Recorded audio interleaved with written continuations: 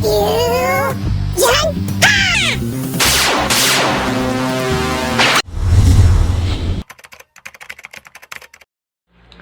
mga kalode, so yun na nga.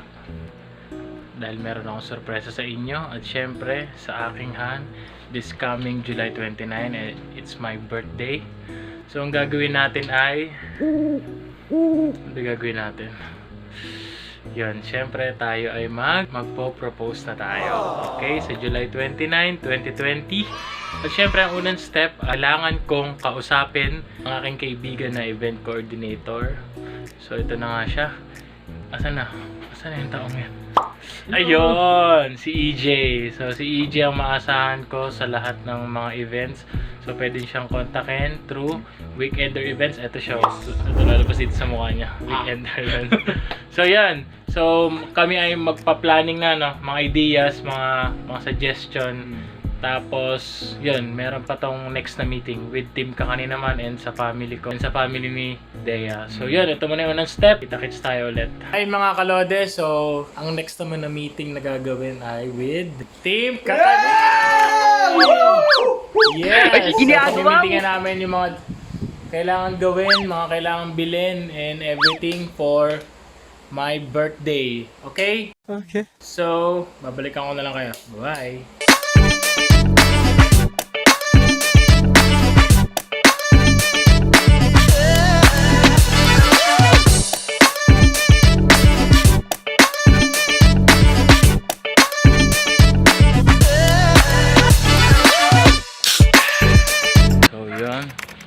Patawag ako ng lunch meeting para sa aking family. Sila dyan tsaka si RJ mag-messenger na lang siguro through messenger. Tapos sabi-sabi kaming kakain and then sasabihin ko na kung ano yung mga napagplanuhan namin. Bagay lalatag ko na sa kanila kung ano yung mga mangyayari sa 29. Okay, so kita-kits.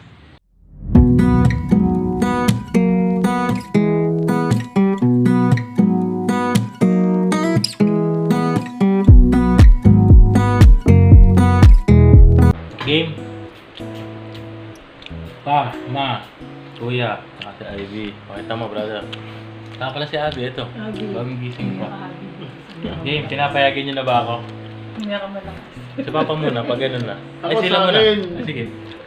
wala namang problema eh. Ang ano lang, sa akin lang, pag nag-decide, mula itong decision mo na to, kasi decision mo na yan eh. Kung ano yung mag-decide. So ako, wala naman akong hindi ako tututol. Pero ang gagawin ko na lang, tutulungan ko kayo kung ano yung gusto mo. Kung ano yung makakaya kong tulong. Yun lang sa akin. O ayaw ni Abby. Abby. Abi, Abby. Yes, Nonong. Sabi mo, yes, Nonong. Yes, Nonong. Abay mo ako, Nonong. Sabi mo nga. Sa akin din, okay. It's a yes. Yes! Yes! Yes! Teko, so magpo-propose na ako. Ano ulan natin? Ano masabi mo? Nakakaiba. Magpa-propose ka na? Yes. Go! Sagot ko na yung lesson. I actually don't know what to say, pero syempre I'm happy as an ate and ayun, syempre go ako, support ako and anything that I can help, sabihin nyo lang and ayun, sana makauwi ako. I'm happy, I'm excited and ayun. The next morning. So, yun po, no? What's up sa inyo, mga kabilao? Yun, kalode. Kalode kami. Okay? Yun. So ngayon, ang gagawin natin, pupunta tayo dun sa side ng papa niya. Kasi yung papa niya, nakausap ko na. Ito yung video. Papaalam po ako eh. Paalam mo na? Ako. This birthday ko po kasi. Magko-propose na po ako. This birthday ko. July 29.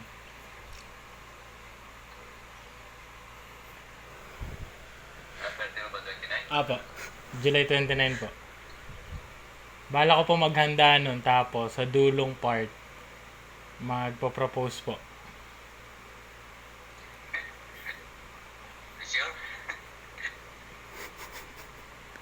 Are you sure daw? Opo. Ano yung alam ni Dea na gagawin natin? Ang alam niya, ang alam niya ngayon na gagawin, susunduin siya para ihatid sa kanila. Tapos kami, may meeting kami. Sabi ko may business meeting kami. Kami nila Papa. So sila Papa, si Kuya, si Ivy, si Abby, tsaka si Mama nandun sa kabilang kotse. Binili ko sila ng kotse kanina para dalawang kotse. Hindi masikip. Yun. Tapos kami, naka-artista band kami nila. Hindi lang masyado na... Wow! Today, mapapanood mo to sooner or later pagka-upload nito. So, yun, pupuntahan ka namin ngayon. Let's go! Kita-kits tayo mamaya.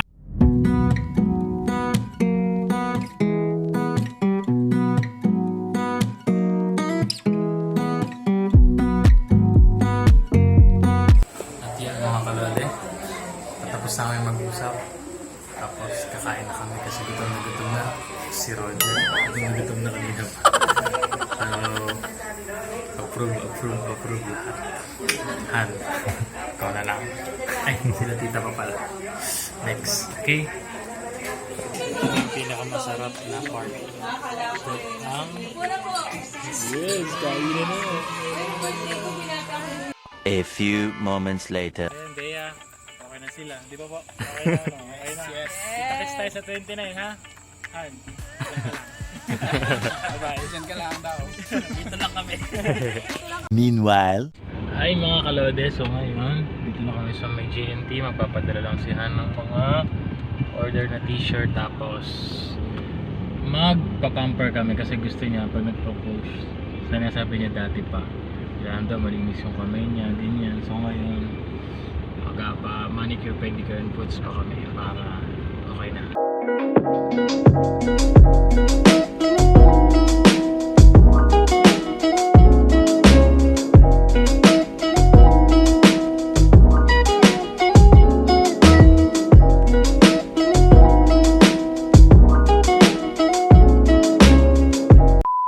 Ayan mga kalode, nandito na tayo kalode ngayon and nandun na sila.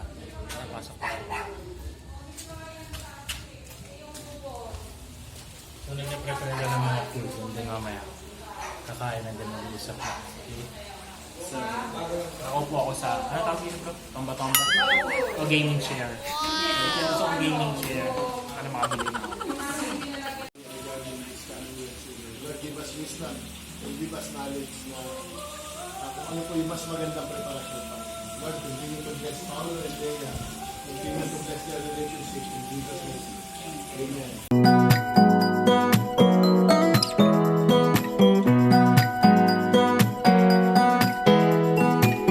Yan mga kalode, tapos na kami mag-usap-usap. Frances, ano masabi mo? I'm excited. Yeah. The ones approved. Kita. Nakits tayo sa birthday na mismo. Okay? Yun mga kalode, so papauwi na tayo. Driver, si JJ, yan, kita nyo, medyo madilim. So, syempre, akala ni Han na hindi ko alam yung surprise niya. Pero, since sinabi na sa akin ni Frances at ni JJ na pupunta nga sila ngayon para i-surprise ako. Tingnan nyo na lang kung maganda yung acting ko ha. Yun. Kita-kits tayo mamaya sa celebration. Mag-vlog din si Dea mamaya. Okay? Bye-bye! Tomorrow. Habang birthday niya, naglilinis pa rin siya. Yan. Bro, ano masasabi mo? Excited ka ba na mag-propose ka mamaya? Happy birthday, happy birthday, happy birthday to you. Pamilya ko sa family. Kasi, ewan ko, siguro sa mga past, yun nga, sa mga past ko, hindi ko nakita yung gano'n. Pero sa kanya, nakita ko yung number one sa amin, kung paano siya magpahalaga ng family. Na isa rin sa natutunan ko sa kanya. Isa doon yung, pag merong sincelebrate yung isang part ng family, kailangan nandun ka.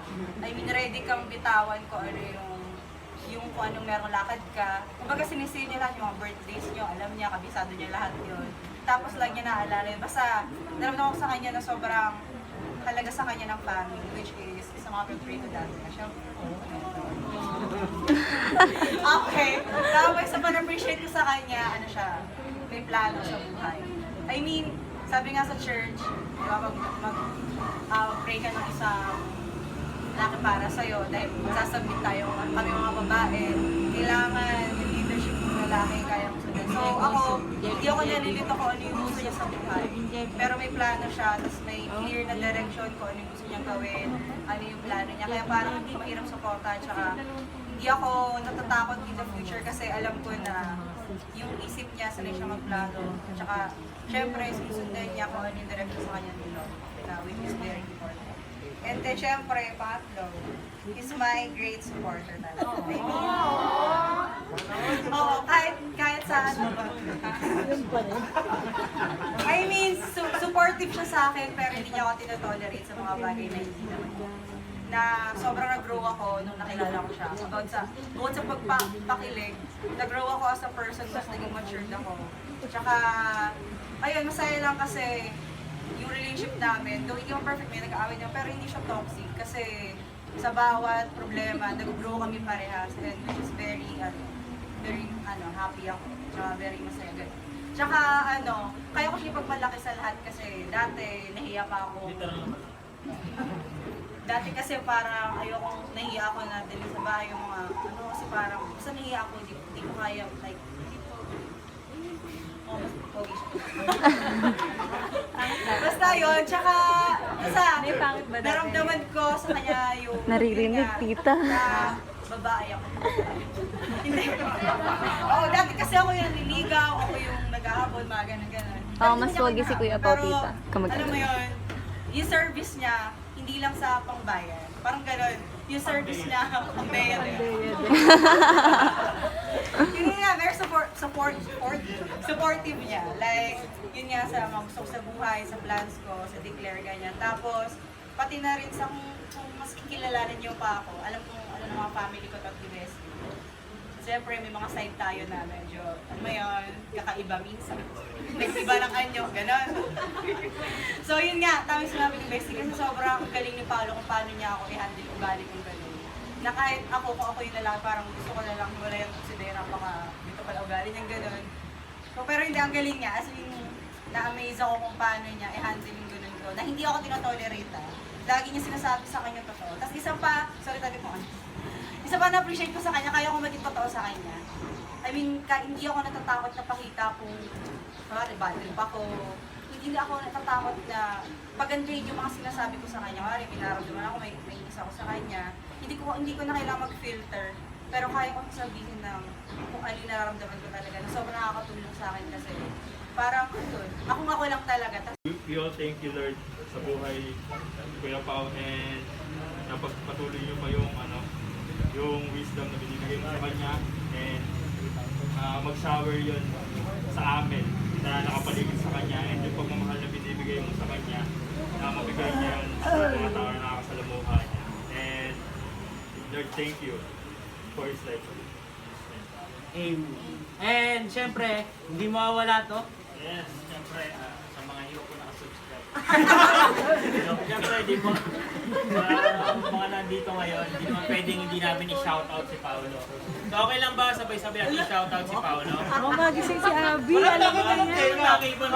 Baka magising si Abby, alam mo na yan. Okay, one. Pag sinabi namin shoutout sa inyo, tapos ha! Yun lang. Ang malakas na ha. Sabay-sabay po tayo. 1, 2, 3. Meanwhile, Yan o. Hi guys. So ayun, kakadating lang nila, and si Ate Dea nasa kabila na. So hindi niya alam na nandito sa bahay nila Kuya James merong surprise. Nakatago. Yan. Hindi niya alam na, akala niya birthday party lang. So ayun, gusto niyo ba makita? Pakita mo.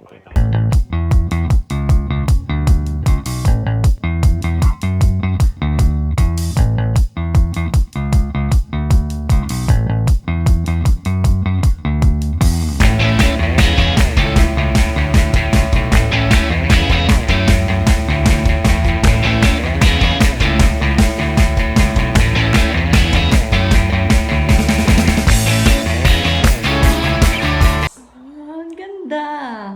As in. Excited na kami. Nakinakabahan. Yeah. Let's go.